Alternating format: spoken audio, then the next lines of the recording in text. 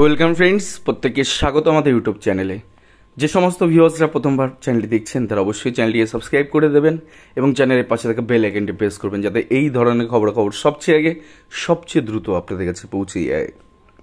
তো আজকে যে বিষয় নিয়ে আলোচনা করব সেটা একটা ভয়াবহ পরিস্থিতির ধারণা আপনাদের দেব। তার কারণ এই ধরনের ঘটনা ঘটার পরে কিন্তু ভিডিওটা তৈরি করা হচ্ছে।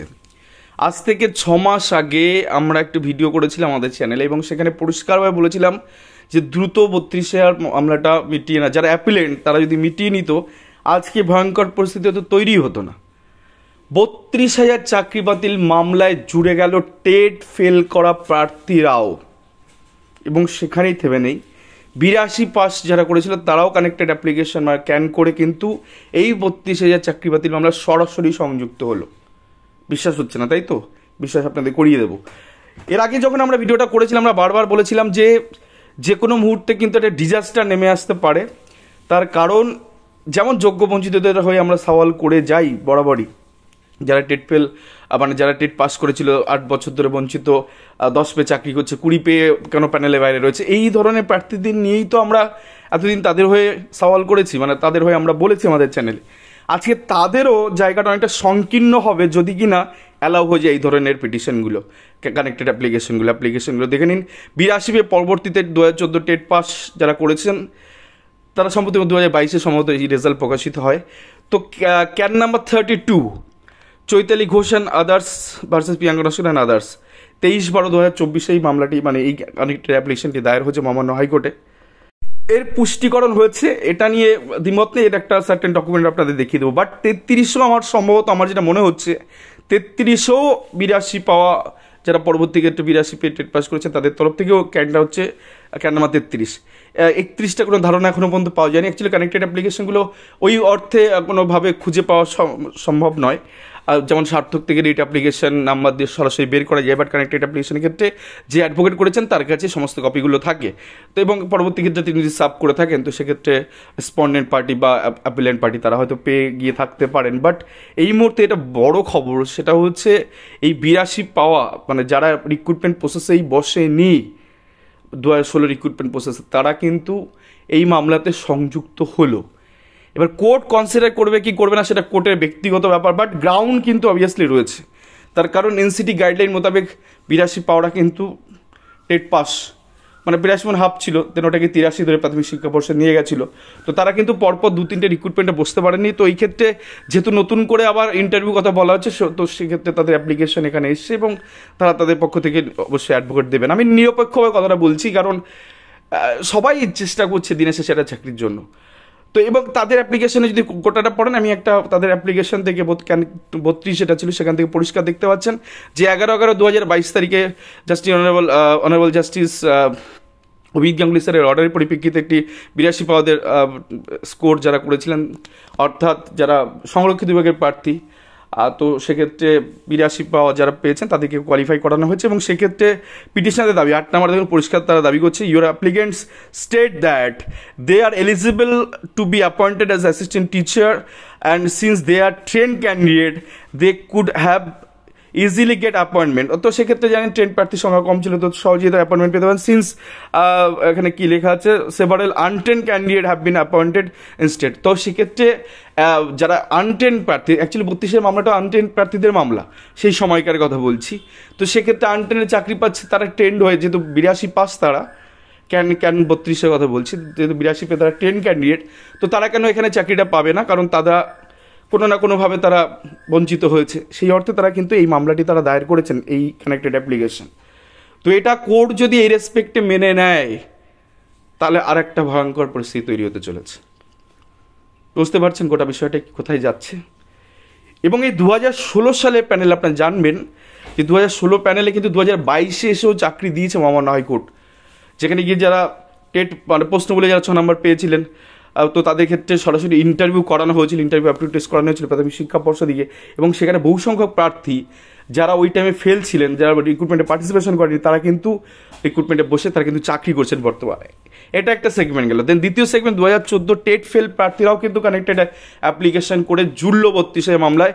সম্ভবত লাগালাম, কারণ এর কোনো ডকুমেন্ট এখনো পর্যন্ত পাওয়া যায়নি। ক্যান 56 কানেক্টেড অ্যাপ্লিকেশন 56, অভিজিৎ পাত্র আদার্স সম্ভবত এরা টেট ফেল প্রার্থী, টেট পাস করতে পারেনি 2014 সালে, 6 নম্বর প্রশ্নগুলো পেলে হয়তো পাস করবেন বা করবেন না, এরকম একটা ব্যাপার। তো সেই জায়গা থেকে তারা কিন্তু কানেক্টেড অ্যাপ্লিকেশন করে জুড়লো এই যে 32,000 চাকরি বাতিল মামলায়। এখানে বুঝতে পারছেন কোথায় যাবে আজকে এই সংখ্যাটা। আপনাদের একটা তাত্ত্বিক একটা ধারণা দেবো, একটা সংখ্যা তত্ত্ব নিয়ে আপনাদের সামনে আসবো। অ্যাকচুয়ালি এই যে ব্যাপারটা, ধরুন এটা সুপ্রিম কোর্টের স্টে আছে, এখন যদি এই মামলা পরিপ্রেক্ষিতে এরা বলে বসে ডিভিশন বেঞ্চে যে 6 নম্বর পেয়ে অলরেডি 2016 সালের রিক্রুটমেন্ট প্রসেসেই জাস্টিস গাঙ্গুলির অর্ডারে 2022 সালে চাকরি করছে অনেকে, 2016 প্যানেলে কিন্তু অর্থাৎ 42,949 প্যানেলেই, সে দীর্ঘ কয়েক বছর পরে কোর্ট এটাকে পারমিট করেছে, কোর্টের ডিরেকশন হয়েছে, তাহলে কোর্ট এক্ষেত্রে তাদের কেন দেখবে না? সেই জায়গা থেকে কিন্তু মামলাগুলো দায়ের করা। তো কতটা মানে ঘটনাবহুল হতে চলেছে এই 32,000 চাকরি বাতিল মামলা। একাধিক হয়তো অনেকে বলবেন যে নেবে না, কিন্তু গ্রাউন্ড এটা রয়েছে যে 42,949 প্যানেলে 2022 সে চাকরি পেয়েছে, অনেকে চাকরি করছে তারা। একটা স্ট্যাটিস্টিক আপনাদের হাতে তুলে ধরি, যদি এই ব্যাপারই দ্বারা আলটিমেটলি যদি নতুন করে ইন্টারভিউ হয়, তাহলে মোট টেট পাস সংখ্যা কত? টেট 2014 টেট পাস করেছিলেন 1,24,000। প্রশ্ন বলে প্রাথমিক শিক্ষা পর্ষদ যে রিইভ্যালুয়েশন করেছিল কোর্ট কেস, প্রায় 40,000 প্রার্থীদের কোর্ট কেস হয়েছিল মহামান্য হাইকোর্টে, সেখান থেকে 14,000 জন তারা টেট পাস করে গেছিলেন, যেটা রিইভ্যালুয়েশন হয়েছিল, তার তথ্য আমাদের কাছে আছে। 82 পাওয়ার টেট পাস প্রায় 1,800 বা 2,000 গায়ে এরকম প্রার্থী রয়েছেন যারা 82 পেয়ে টেট পাস করেছেন। 6 নম্বর পেয়ে টেট পাস করতে পারেন, তারাও তো মামলায় ঢুকলো সুপ্রিম কোর্টে, যেটাতে অলরেডি মামলা শুনানির জন্য গেছে, ওখানে স্টে রয়েছে মামলাটায় 6 নম্বর প্রশ্ন বলে যে ব্যাপারটা, সেখানে যদি সেটা কনসিডার হয়ে যায় এই মামলা চলাকালীন, সেই সংখ্যাটা নেহাত 40,000 গায়ে গিয়ে দাঁড়াবে। তাহলে গোটা দাঁড়াচ্ছে কি, মোট টেট পাস 1,80,000 দাঁড়িয়ে যাবে, যেটা শুরুতে ছিল 1,24,000, সেই সংখ্যাটা চলে যাবে 1,80,000। 6 মাস আগে বলে দিয়েছিলাম এই কথা, যে এমনটা হলেও হতে পারে। খিল্লি ওড়ানো হয়েছিল, মিমস বানানো হয়েছিল যে এই ধরনের কোনো ঘটনা ঘটবে না 32,000 মামলায়। আজকে 6 মাস আগে যদি হতো, SSC 26 চাকরি বাতিল মামলার আগে এত সুন্দর বেঞ্চ ছিল, যে হেস্টেন স্যারের বেঞ্চ, ইন সার্ভিসের তৎপরতা দেখালেই মামলা শুনানি তখন সম্ভব হয়ে যেত। তারা যায়নি কোর্টে, তারা মেনশন করেনি সেখানে। আজকে যখন ডিজাস্টার নেমে এসছে SSC 26 চাকরি বাতিল মামলায়, এইরকমভাবে পার্টিগুলো অ্যাটাচ হতে থাকছে, আজকে তাদেরও জায়গা সংকীর্ণ হতে যাচ্ছে, আর যারা যোগ্য বঞ্চিত তাদেরও জায়গা মানে সংকীর্ণ হয়ে যাচ্ছে দিনকে দিন।